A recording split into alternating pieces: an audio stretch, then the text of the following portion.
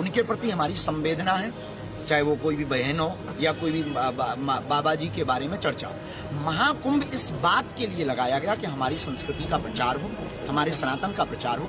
और भी तो साधु संत हैं, केवल वही युवतियों पर क्यों महाकुंभ की रील टिकी हुई है, वही बाबा पर क्यों टिकी हुई है? आज वहाँ रिसर्च का केंद्र है बहुत बड़ा।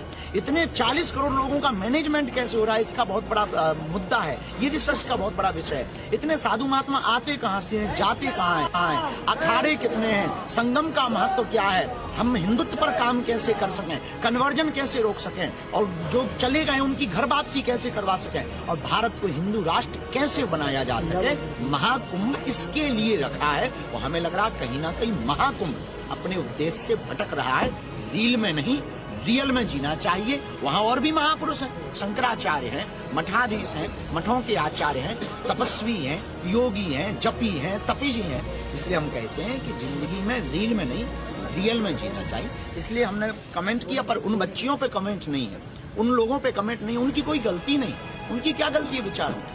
गलती उनकी है जो महाकुंभ के उद्देश्यों को भटका थैंक यू लगा लेते हैं। और हम उस सनातन परंपरा से आते हैं कि दोनों हाथ फैलाकर पूरी दुनिया का स्वागत कर रहे हैं कि वसुधैव कुटुंबकम, आइए आपका महाकुंभ में स्वागत। बार हमने 19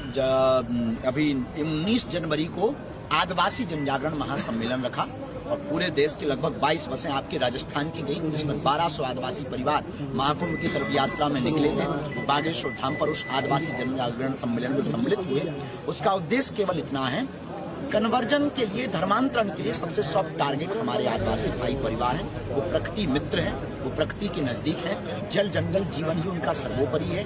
उन धर्मांतरण करने वाली ताकतों को रोकने के लिए, धर्म विरोधी ताकतों को देश निकाला करने के लिए हमने एक नया अभियान छेड़ा है। हर गांव मोहल्ले में अब हनुमान चालीसा बागेश्वर मंडल बनाएंगे, ताकि भविष्य में कालांतर में हिंदुत्व के ऊपर अगर कोई उंगली उठाएगा और कोई भी धर्मांतरण करेगा, उसे देश निकाला किया।